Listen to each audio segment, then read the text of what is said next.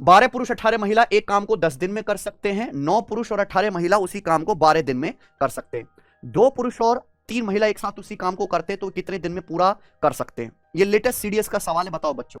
ये जो सवाल हमने डाला है ये सॉल्व भी नहीं करना था, ऑब्जर्वेशन वाला सवाल था। इस सवाल की पहली लाइन देखिए क्या बोला है। सवाल में बोला है 12 मेन और 18 वुमेन एक काम को 10 दिन में कर सकते हैं। रेशियो कितना है सचिन? 6 दूनी 12, 6 3 18, यही दिया है, यही पूछा है ना। सवाल में क्या पूछा है? 2 मेन प्लस 3 वुमेन उस काम को कितने दिन में करेंगे। ध्यान से देखिएगा, आपने मेन पावर 1/6 कर दिया, लोगों की संख्या क्या कर दी?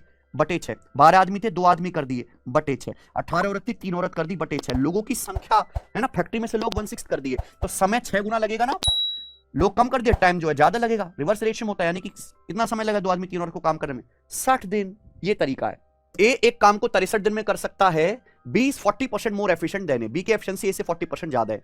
Number of days taken by B to do the same work, B को सेम काम करने में कितने दिन लगेंगे। देखिए बी की एफिशिएंसी ए से 40% ज्यादा है, 40% की फ्रैक्शनल वैल्यू क्या होती है? 2/5, यानी कि ए की एफिशिएंसी 5 है तो बी की 2 ज्यादा है, यानी कि 7। ये ए और बी की एफिशिएंसी का रेशियो है, तो सेम काम करने में ए और बी जो टाइम लेंगे, टाइम का रेशियो क्या आएगा? उल्टा, 7:5।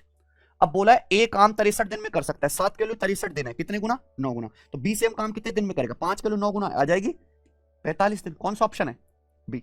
तो देखिए आसान सवाल है, मैंने वो सवाल भी डाले जिससे 96% बच्चे ठीक कर पा रहे हैं। A and B are two heavy steel block, A और बी 2 स्टील के भारी ब्लॉक्स हैं। If B is placed on top of A, अगर ए के ऊपर बी को रखा जाता है तो वेट 60% बढ़ जाता है। How much weight will reduce with respect to total weight of A and B if B is removed from top of A. अगर बी हटा दिया जाए तो ए और बी के टोटल वेट से कितना परसेंट कम हो जाएगा? है बच्चों, देखिए ए और बी 2 हैवी ब्लॉक है, अगर बी को ए के ऊपर रखा जाता है तो वेट 60% बढ़ जाता है। 60% की फ्रैक्शन क्या होती है? 3/5।